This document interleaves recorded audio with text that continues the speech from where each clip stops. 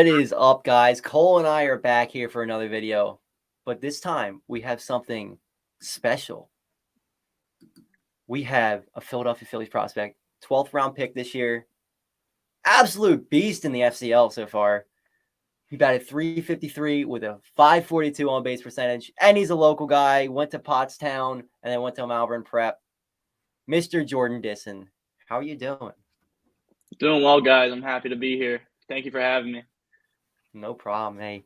I saw your TikToks. I saw the swing. I'm like, this kid, he's elite. It's time. I appreciate that. Thank you. Hit him up. He's here. How you doing, Cole? You too. You know what, Cahtah, I'm doing great. It's been interesting the last few days, but you know, yeah. I'm feeling good. I'm excited for this. For sure. So, well, I mentioned earlier, grew up in Pottstown, went to Malvern Prep.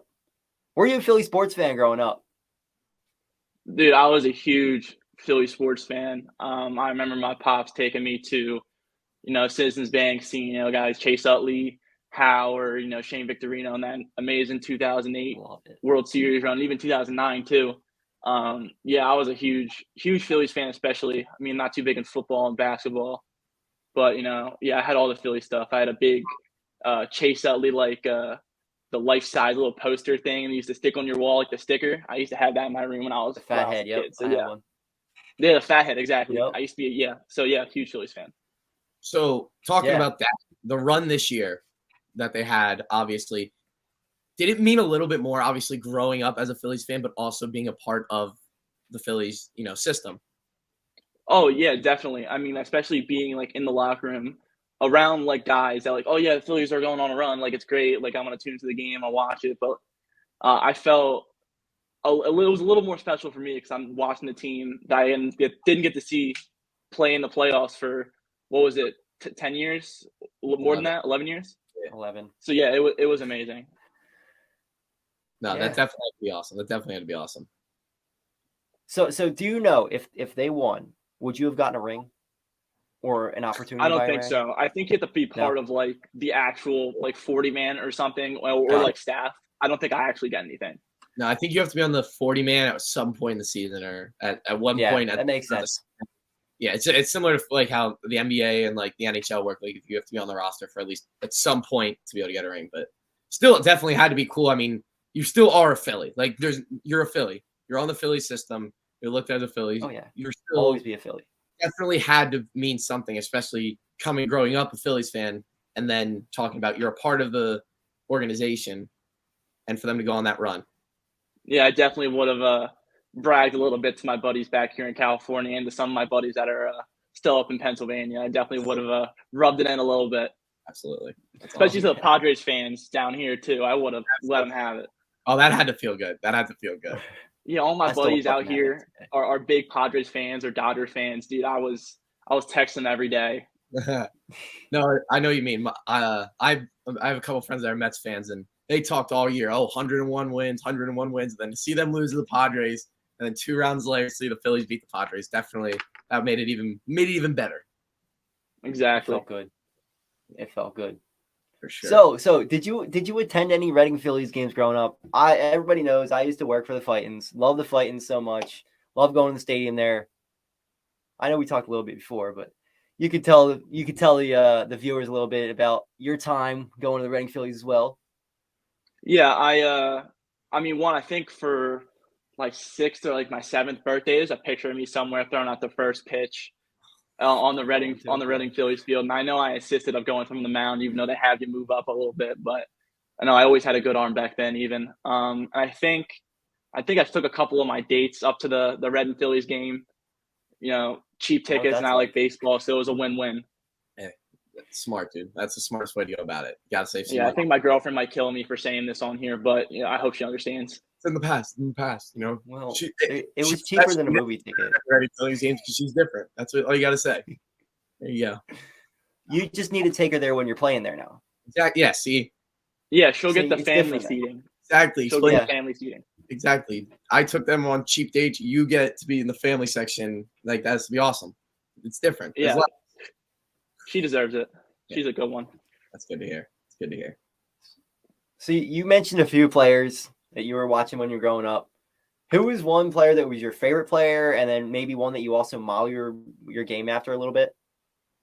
So I mean, from the Phillies, it was definitely Chase Utley was my favorite growing up. But as I kind of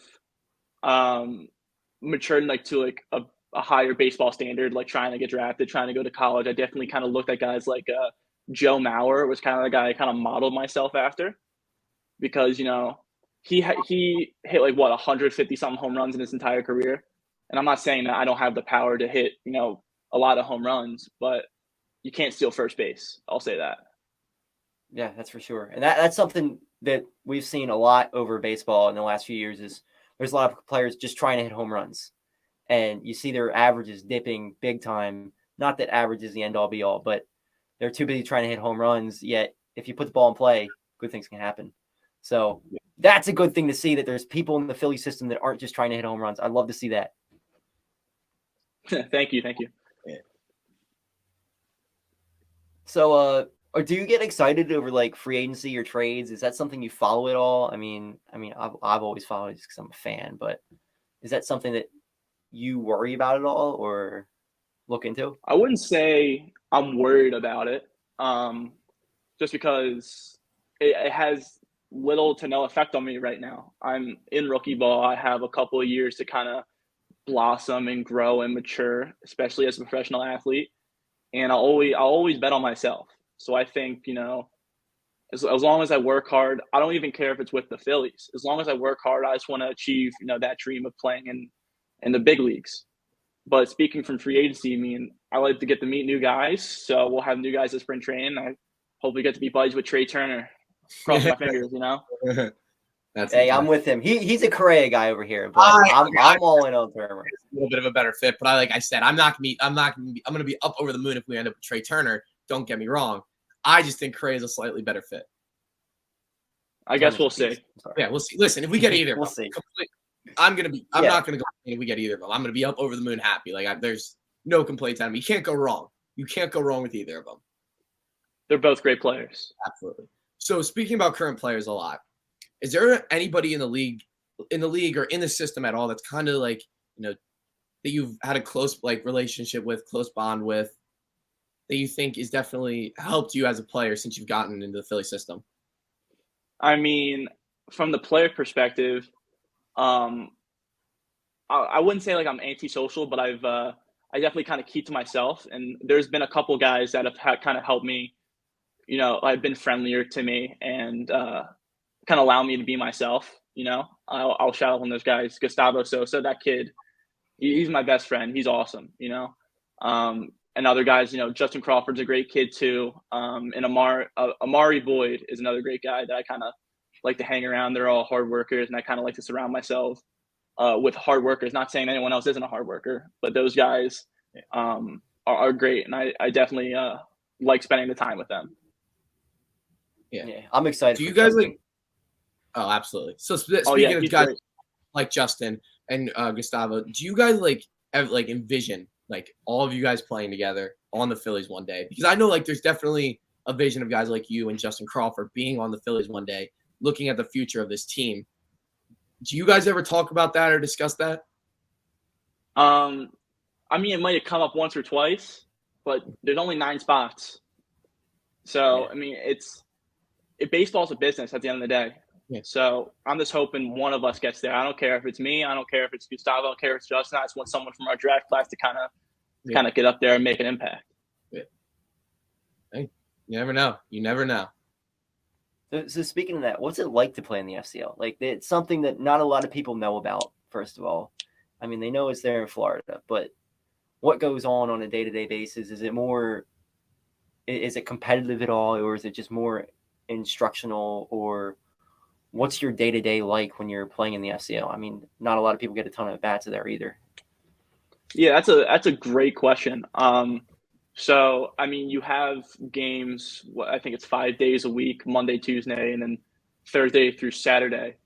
But it's work. It's definitely a workout. You'll get to the field at 8-ish, 7:45, 8. Eat your breakfast, you do all your warm-up stuff, go to the cage. And then you play, and then you go. Then you have to lift after. So it's, of course, very competitive because there were a bunch of guys that were on the FCL team when I got there, and then they're having 30-plus guys come in and take at-bats away from them. So some guys might be, I don't know, a little jealous, a little mad that they're not getting the at-bats they want to. So it's definitely competitive is the word that I'll say. But yeah, it's a great experience, playing professional baseball. Not exactly what I envisioned. I envisioned, playing in a nice stadium, having a super nice locker with all the cool swag and stuff. But at the end of the day, I'm playing professional baseball and I'm having a great time. So Is it a downgrade coming from Saddlebrook, the Juco you went to, or is it like kind of on par from what you were at? I wouldn't say downgrade. I mean, it's definitely an upgrade. I'm playing professional baseball. I'm getting paid to play the sport that I've always wanted to play in my entire life, right? It's just different. The level of baseball is so much higher. I will say the fields are maybe on par. Some of the fields aren't 100% the best, but it's professional baseball. Pitchers throw really hard. Hitters can hit it off speed pitch. It's a little different than junior college. Yeah. So speaking of JUCO, you were at Richmond, ended up going to Saddlebrook. What was your experience? Saddleback. I'm sorry. Saddleback. Oh, my bad. Sorry. Yeah. No problem. So he said Saddlebrook, so I thought I was thinking wrong. But so you go there. What was the experience like at JUCO? Because I know JUCO can get a bad rap sometime, and I work closely with JUCO. I'm a big advocate for JUCO sports. I love JUCO, especially for baseball. What was the experience like for you at JUCO? I absolutely loved JUCO. So I like to hear, because there were a lot of things that I needed to improve, not 100% from the baseball standpoint, but from kind of the maturity side, kind of learning that I had to catch probably every single game in a given week. Like, I got there, I was the guy, I was going to be the starting catcher on opening day. And it was kind of battling, especially the California heat every single day throughout practice, and then having to go catch 9 innings and run my pitching staff. And on top of that, I had to go and probably get 2-3 hits that day. No, it's just a grind. I kind of embraced that grind and surrounded myself with some really special, some special teammates that I had that really helped me, kind of supported me, especially coming up to the draft. It was just kind of a dream come true. Saddleback gave me everything that I could have ever wanted. Yeah, absolutely. I'm a huge advocate for JUCO sports. I love JUCO sports, especially JUCO baseball. Is just, I feel like JUCO, there's a little bit more heart behind it than compared to certain other levels. But, yeah, especially with the coaches. I'll say this. The coaches definitely want each player to succeed. Yeah. Maybe at like a D1, at least I've heard some kind of horror stories from teammates growing up that, D1 baseball, they want to win. They want to go and win their tournament, go to the College Baseball World Series.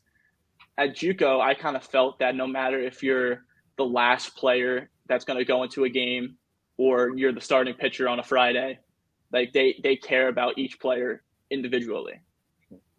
Mm-hmm. So yeah, that's something that I've just, from an outside perspective, seeing it. Going JUCO isn't as glamorous as going to Vanderbilt or Tennessee or a big D1 school, even a big D2 or D3 school. It's not the most fun time in the world outside of the sport. You don't have those big parties, but I feel like the bonds you create, the connections you make, the relationships are much stronger and much better than they would be at the Division I or Division II level. I agree. I 100% agree. It's good to hear.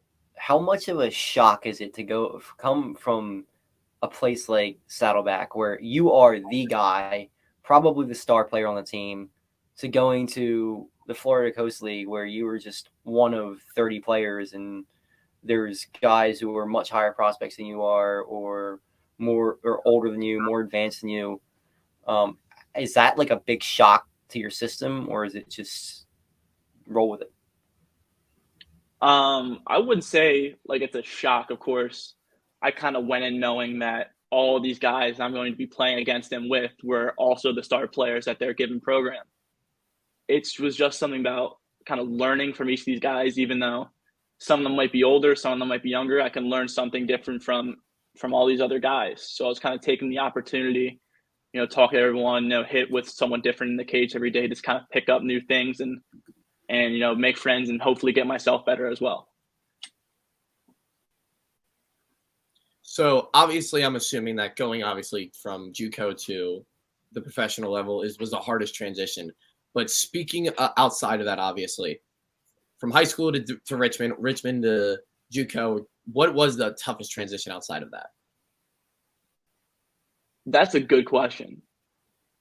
I would probably say moving across the country from Richmond to California going to JUCO, because at the time, me and my family moved from Pennsylvania to Virginia so they could be closer to watch the Richmond games. Mm-hmm. And then, after Richmond, wasn't what I expected to be, we transitioned, and me and my family packed up. We had an RV at the time. We packed up the RV. We drove for 5 days straight from Virginia to California, moved into our apartment, and then I had to, meet an entire group of guys and earn my spot. So that was a little tough. But after I kind of got my feet under me and got used to everything and how we did things out here, it was great. Yeah. So it seems like from just what you said that you have a very supportive family.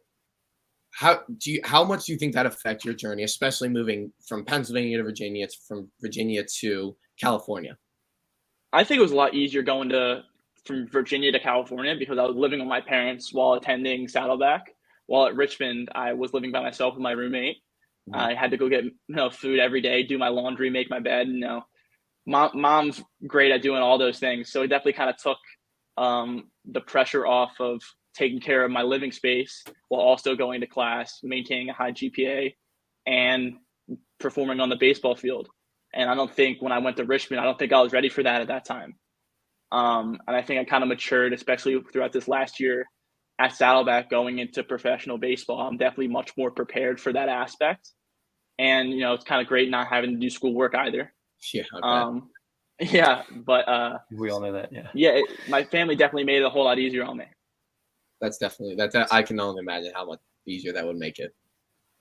So when you got drafted, you obviously went to the dream team you could possibly go to. Do you have any influence in that at all, or was it just fate? It was definitely fate. I'll say there were, of course, other teams that would come and watch me during the JUCO season, and I knew that certain teams were higher on me than others. I knew it was like the Phillies, I think the Mets, the Rangers, and the Yankees, and maybe a couple other teams that were super hot on me. And I was just hoping. I didn't really care where I got picked. If I got I knew I wanted to get picked. The question was, I hope I go in this round for this amount of money. I just wanted the opportunity. So talking about the pick, I want to hear the experience. So, you're the day you're getting drafted. I believe that was what, day 3 or 4 of the draft? Day 3. Day 3. So heading in, did you wake up that morning, know it was going to happen? Did you know days leading up to it? The phone call, bring us through the experience. So, of course, leading up to the draft, everyone was telling me, you're probably going to be a day 2 guy, maybe 3 through 6. I'm like, oh my God, this is great. I'm going to be making a bunch of money, but that's not what I cared about, right? Yeah. And sometimes the draft goes sideways, and you got to kind of keep your emotions in check and, not get mad or upset, and just kind of take a step back and take your mind away from the money, and more focus on the opportunity. That's kind of what I did. I knew going into day 3 that I was probably going to be picked in the 11th or the 12th round. And I'm sitting next to my laptop because they didn't have it on TV. Sitting next to my laptop, and my agent gets a text on the phone, and he goes, "Here we go," from the Philly scout that was scouting me. And the Phillies are 5 spots away. I'm looking at each team tick down, and then my name pops up, and that was kind of the end of the story. That's amazing. You hear the stories. You hear the stories all the time from the big time NFL players, the big time NBA players, their experience. But getting drafted in the 1st or 2nd round, or drafted in the NFL at all, is got to be completely different than getting drafted in the 12th round of the MLB draft.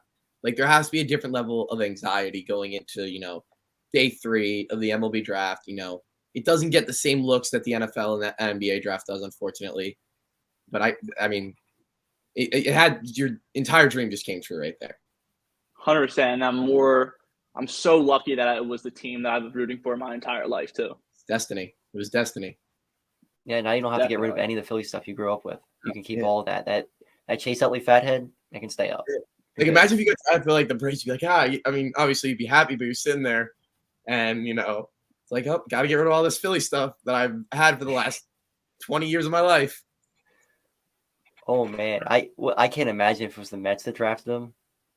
Oh, Was that like going through your mind at all, or you were just like, I just want to play? I just wanted to play professional baseball, brother. That's all I wanted. That's all I wanted to do. Yeah. Oh, I'm sure. That's amazing. I'm sure you weren't. Yeah, I can only imagine. Like, if the Mets draft you, I'm sure you would have been just as happy. I would have been a Met for life. Yep. I would have loved the Mets. Thank God they didn't draft you. So it's still There's still a chance though. He can't burn any bridges. Yeah. Fair. Oh, of course not. I'm really close to the Mets scout anyway. He's a great guy. That's good to hear. Well, Jordan, thank you so much for coming on. We highly, highly appreciate it. Thanks, First professional athlete to come on here. And you know what? I can't wait to meet you in Reading. Yep. I'm ready for it to happen. So We'll be there. We'll see you real soon. Oh. So I appreciate that, guys. I'll keep in contact. Take care, man. Thank you. Thank you, guys. I'll see you later, As guys. always, like, share, comment, subscribe, all that. Thanks for Jordan coming on again. Cahtah. Peace and out.